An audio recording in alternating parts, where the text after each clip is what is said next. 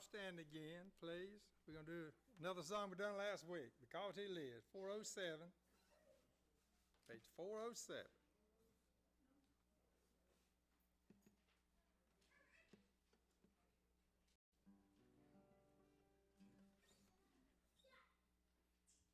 All right. God sent His Son. They called Him Jesus. He came to love, heal, and forgive. He lived and died to buy my pardon. An empty grave He's there to prove my Savior lives. Because He lives, I can face tomorrow. Because He lives, all fear is gone. Because I know He holds the future, and life is worth the living just because He lives. How sweet to hold a newborn baby and feel the pride and joy He gives. But greater still, the calm assurance this child can face uncertain days. Because He lives, because He lives, I can face tomorrow. Because He lives, all fear is gone. Because I know He holds the future, and life is worth the living just because He lives. And then one day I'll cross the river, I'll fight life's fight, no war with pain. And then as death gives way to victory, I'll see the lights of glory, and I'll know He lives. Because He lives, I can face tomorrow. Because He lives, all fear is gone. Because I know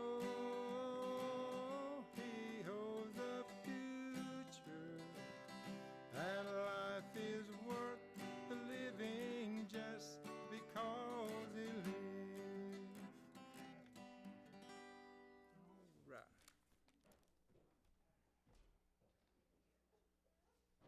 I don't want y'all to be disappointed that ain't me speaking this morning. So I know it's a big letdown, but I got Darren Scholler coming, and we've heard Darren before, and I enjoy him. Thank you, Darren. Yes, you're welcome. Speaking of scraping the bottom of the barrel, I think somebody said that earlier, but I'll give you what the Lord's laid on my heart, and I'll have you out of here before 2 o'clock.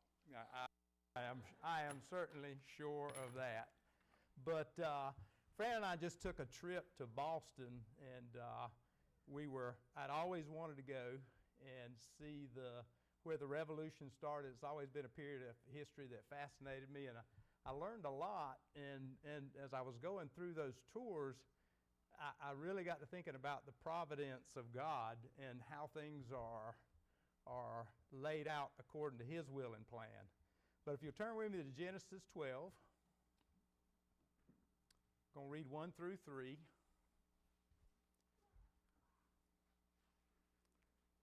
So I'll give you a little time to get there. And what we're talking about here is Abram's call. and we certainly see the providence of God in Abraham's life and how he was, he believed God and it was credited to him as righteousness. And but if we look in 12:1 through 3, Abram's call says, "Now the Lord has said unto Abram, Get thee out of thy country, and from thy kindred, and from thy father's house, into a land that I will show thee. And I will make of thee a great nation, and I will bless thee, and I will make thy name great, and thou shalt be a blessing. And I will bless them that bless thee, and curse him that curseth thee, and in thee shall all families of the earth be blessed." So, and as we know the story of Abraham, we know that he went on to father three of the biggest religions that are currently practiced. He is the father of Islam through Ishmael. That was him and Sarah taking things into their own hands, not waiting for the child of promise, which was Isaac, which gave us Judaism. And then, of course, out of Judaism came Christianity. So, and we kind of see the fruits of that today. When you look at what happened with Islam, you can kind of tell that's a man-made thing, and that's certainly a topic for another day. But Abraham was just a nobody like all of us, but God found him, and through his providence, he made a great nation out of it. What does providence mean? It means the care, guardianship, and control by God, divine direction. Now, as I was going through Boston, learning at how because that was the flashpoint of the revolution. They're the ones that actually got this thing kicked off. But if you look at America about the turn of the century, the 1700s, when we rolled into the 1700s, things was pretty prosperous in America. We had a lot of ships coming and going. Commerce was good. Life was good. People were not in church. You think of the old timers, you think, well, they were really devout, and they're just like everybody else. When times are good, God goes in the back seat. That was kind of where they were. Well, when as the king goes along, he's realizing that these colonists are living, a very prosperous life, and he was right about some points that the shipping, the British Navy, and all the British military might was giving them security, because you got to have security if you're going to have prosperity. And when he said that, that was his excuse to start taxing the colonists. So one thing, which you can kind of see that, it costs to run a military.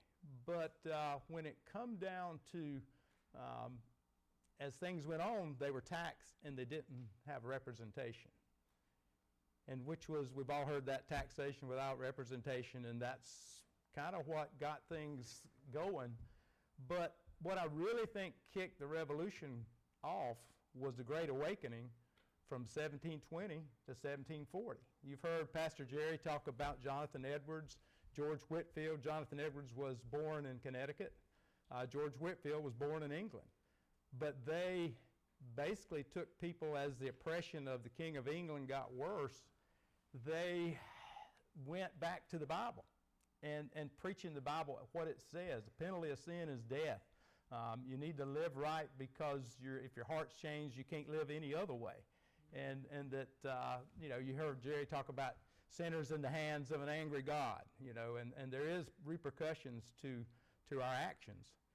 And so as the people became oppressed, they came to the realization through, I think, God's providence of that Great Awakening, that only rights come from God and not from the King of England. Amen. And that's the foundation of our government, is that our rights come from God and not from anywhere else. So as we get on into that, we get up to, I'm going to jump forward here and take you to the events of April the 18th and 19th of 1775. We know it was the Battle of Lexington Concord. Fran and I took a tour, and we went along those stops, and as we did, it was clear to my mind that a lot of the tour guides would say it's lucky what happened, but I don't think God deals in luck. And as we go to some of those places, But I'm going to lay out some miracles here and how God's hand was in it, and that we owe our very existence as a nation to God's providence. And if we're honest with ourselves, we know that it wasn't that those men were that great. And by the way, most of those men had it pretty good before they rebelled. They weren't poor, destitute people that were just anchoring for a fight just to get to any kind of quality of life. Most of them were very wealthy people. And it would have been a whole lot easier to stand there and say, well, I got it pretty good. Even if I'm getting taxed a little bit, I'm just going to hang in here and ride the gravy train while it's going. And I think that's where God comes in. God don't allow us to just take that easy route. I don't know about you, but anytime I follow God, usually I am taking the route that's harder, and that's just a rule. And certainly if you look at Jesus' life, he never had it easy down here on this planet. Everywhere he went, he was ridiculed, and he was finally nailed to a cross, about as lowly a way as you can be executed, humiliating. So he never promised us that would be easy. But these men, they rose up, and if you look at what happened, so I'm going to go back to John Hancock, was one of the founding fathers. He's the one that's got the big signature, so we say put your John Hancock on it nowadays. He said he wanted it signed big enough that the King of England didn't need spectacles to read it. That's why he signed his name like that. But John Hancock was a wealthy shipping owner. He had ships. He had an office there on the front, and you can eat at his office today at the Chart House restaurant. It sits right there. But when you look at he had a nice house in Boston, but as he became an enemy of the state, so to speak, the English confiscated his boats, his houses, everything he had, took his office, everything he had they took. But through the providence of God, when they took John Hancock's house, they didn't fire the staff.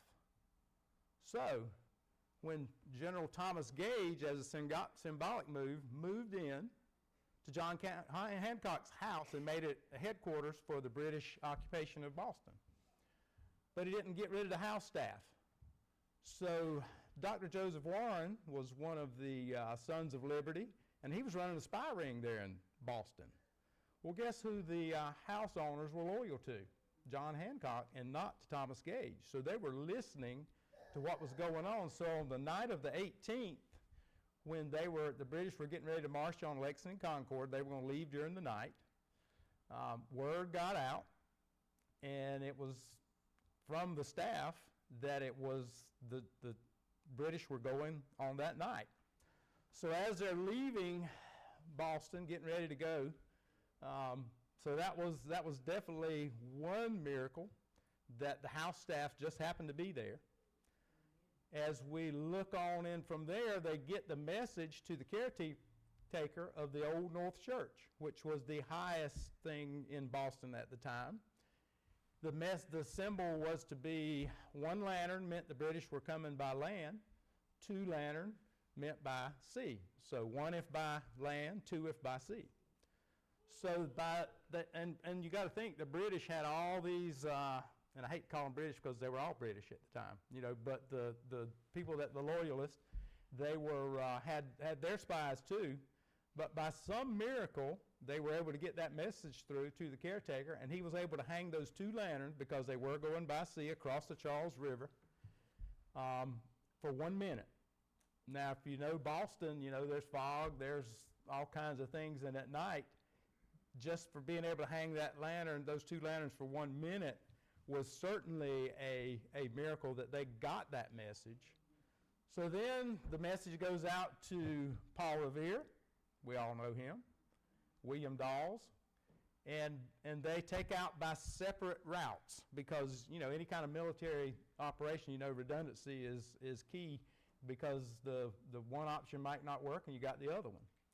So Dawes and Paul Revere go on their famous ride.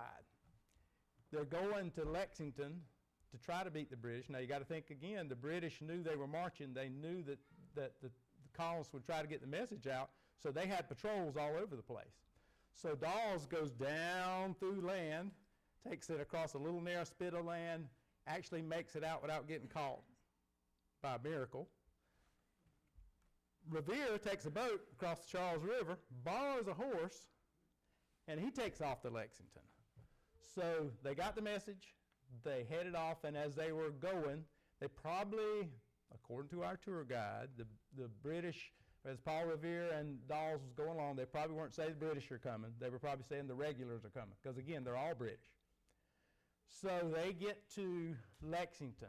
The reason for getting to Lexington was John Hancock and Sam Adams were holed up in a house there, hiding. But the British had intelligence. They were intended to go in and arrest them. So when they get to Lexington, they get there, and they are able to warn Sam Adams, John Hancock, both signers of the Declaration of Independence, both probably two of the people that would be the most likely to urge the Continental Congress to draft the Declaration of Independence, to declare war, and actually go to it to try to get our independence. So those two get out, they go hide in an adjacent house. So Sam Adams, John Hancock, they get away.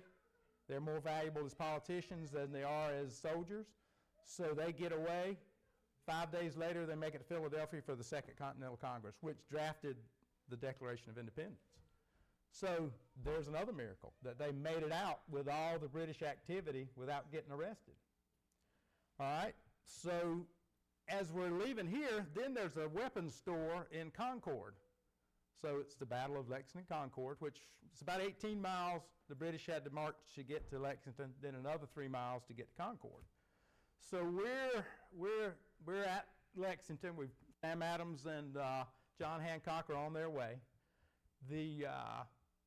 As they're just happening along,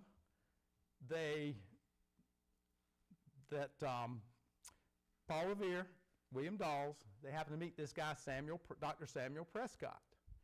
Prescott and they were thinking this guy might be a spy, so they didn't really let much out what they were going, and then finally he showed them his coin, which Paul Revere had made, and he gave it to all the Sons of Liberty. So he was verified as being one of the colonists who were loyal to the Sons of Liberty.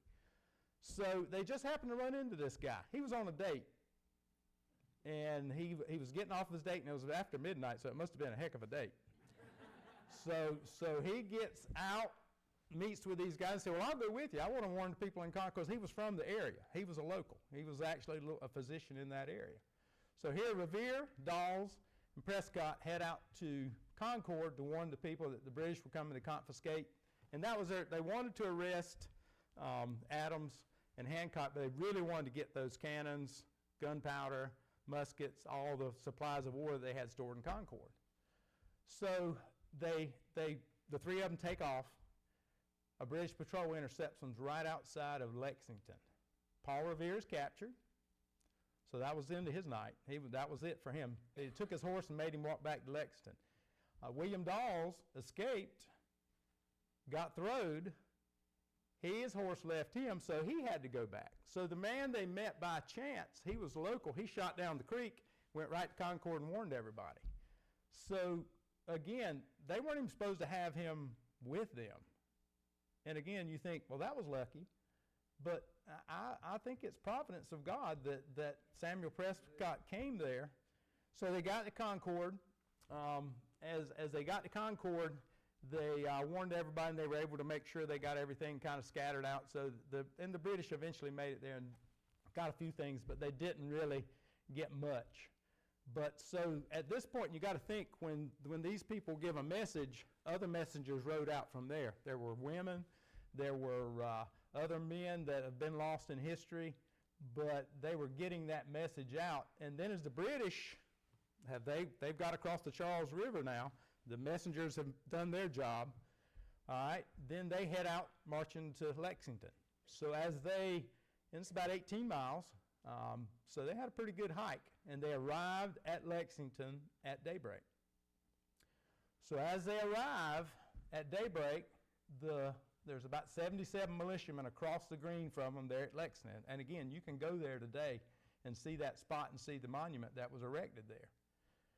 But as you get there, it's not very far across there, and the colonists really, the local militia really had no intent of engaging the British. There was about 250 of the British that got to Lexington ahead of the main body because they were going across in boats.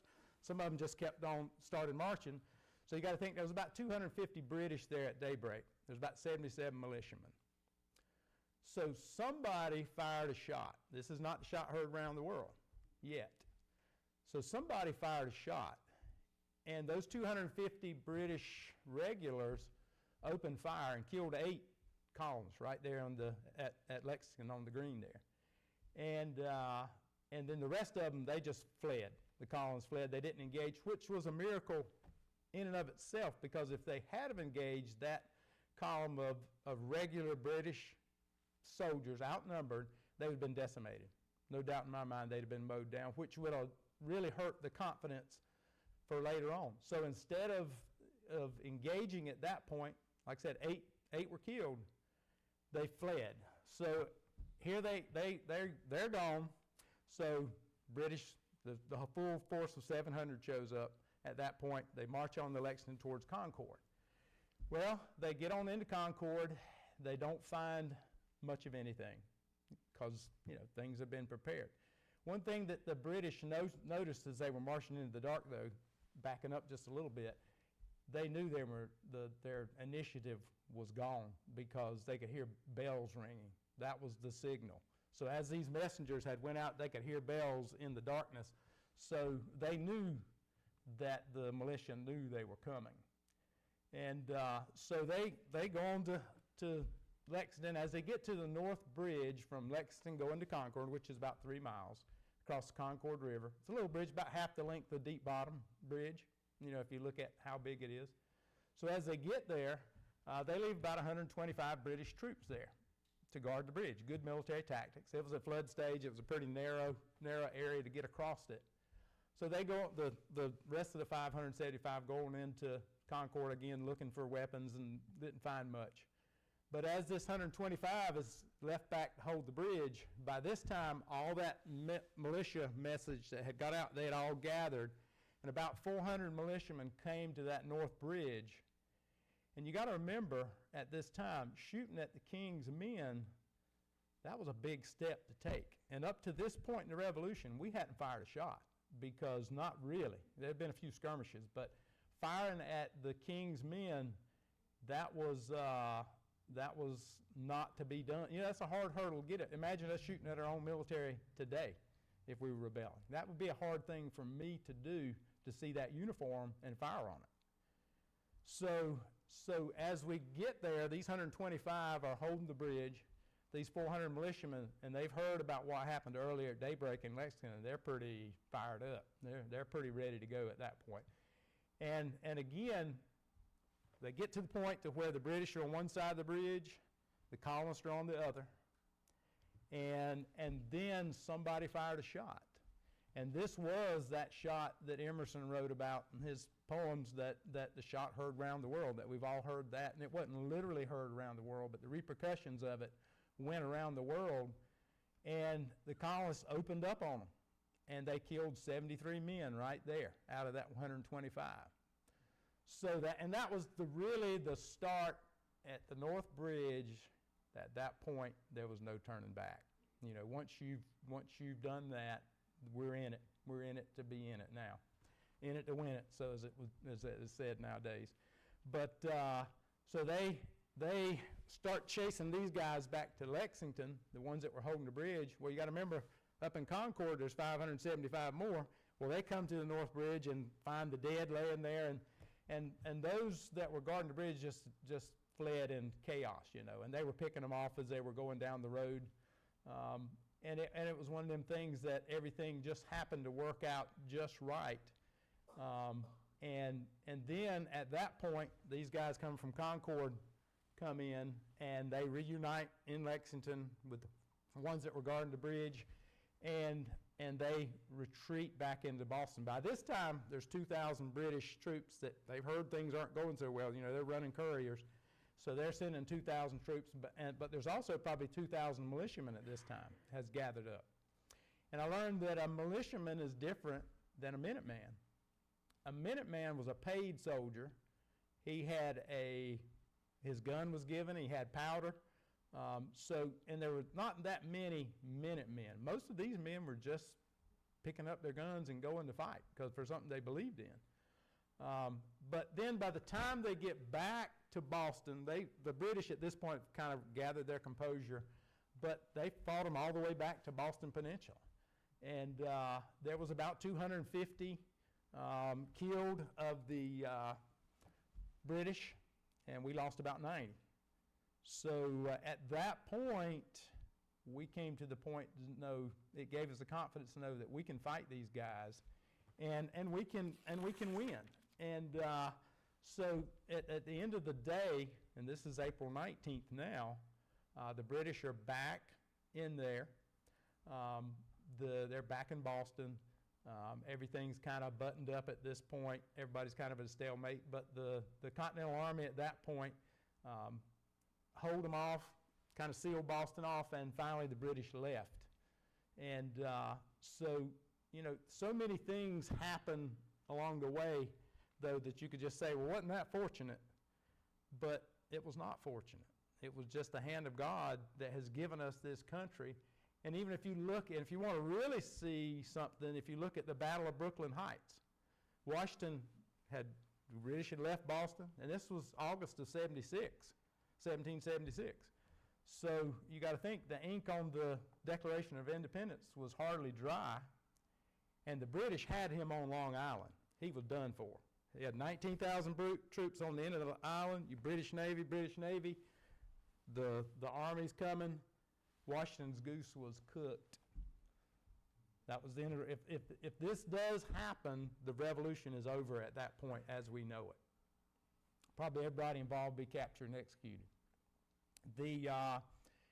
As it's getting dark there, Washington's kind of backed in his corner with his 19,000 men, and a fog rolls in about dark.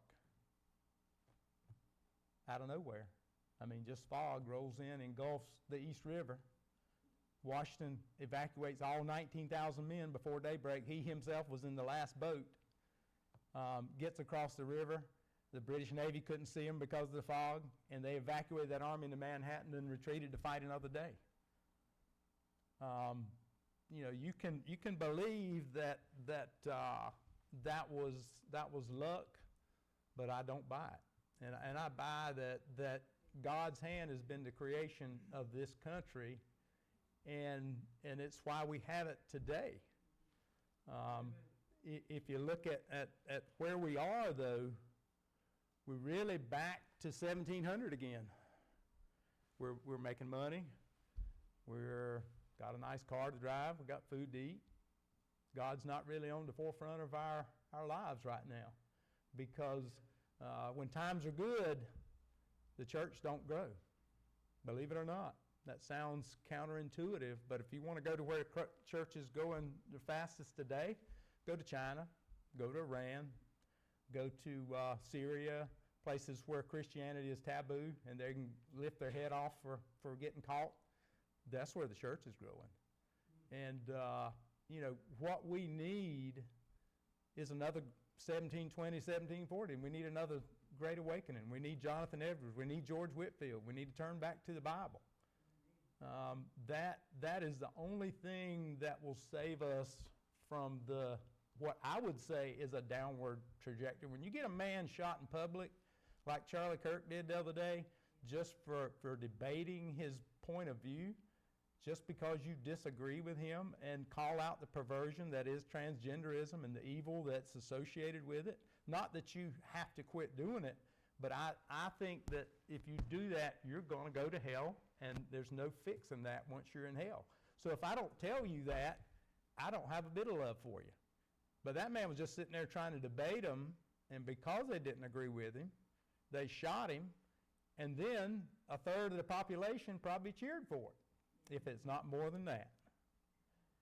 And if you look at where we are, if you can't figure out who the bad guy is, when Israel was invaded by Hamas and the Palestinians, which is a fake term. There's no such thing as a Palestinian. That's a recent thing. That's just Arabs that were happen to be living in Palestine, and they've carved it out to try to make a two-state solution so they can create a constant terrorism attack on Israel. That's all that is, you know.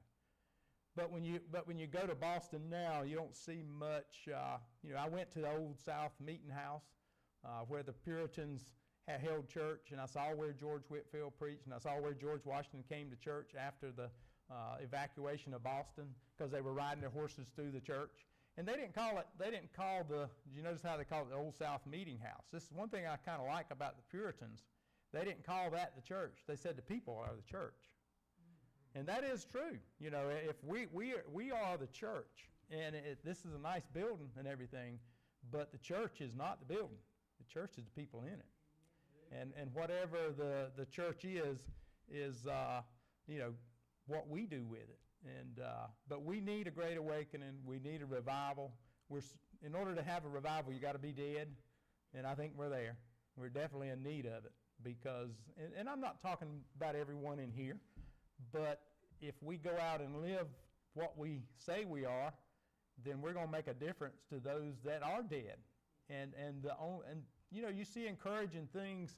A lot of what's the latest generation called? It's not they got so many names, but anyways, the ones that are just coming of age now, they're turning back to God. You know, there's such a despair out there right now in our probably our 18 to 25-year-olds. I mean, they're just drifting. They're listless. They don't have the way that society has created things. They can't date, because if a man makes Google eyes at a woman, he's a pervert. You know, well, what's he supposed to do? I mean, that's the way I got Fran, you know, was making Google eyes.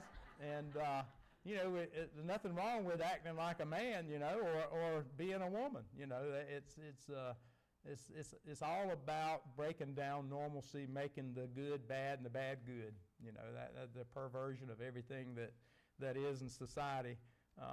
But, you know, we can't give up hope, because, you know, that's something that if we give up hope, we don't realize that we're giving up on God, because God is where hope comes from. And if you read 2 Chronicles 7:14, we've all heard it. If my people, which are called by my name, shall humble themselves and pray and seek my face and turn from their wicked ways, then will I hear from heaven and will forgive their sin and heal their land. If any land's in need of healing, it starts here, but it's throughout the world. We have turned our back on God, and we're reaping the rewards of that. And it never turns out good. It leads to chaos, and chaos is where evil people can come in and take over. That's if you want to know why they want chaos, there you have it. It's all about a power grab. So that's all I have. Told you I'd get you out before 2. But we'll come and sing a song. Gary, come up and sing a song if you feel like coming to the altar. But we really do need to be thankful for the country we have. Liberties really is only one generation from being gone. And if we ever forget that and become that complacency, we will head our way right back to dependence, you know, and then bondage. You know, that's where it leads to. And you know, so we certainly don't want to do that. So pray for our country, and let's go out and do our part in the world and be a light in a dark world.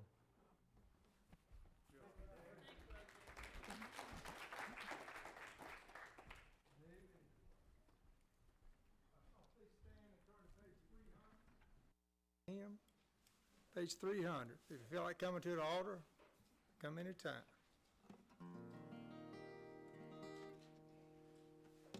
It's 300. Without him I could do nothing. Without him I should fail. Without him I would be drifting like a ship without a sail. Jesus, oh Jesus,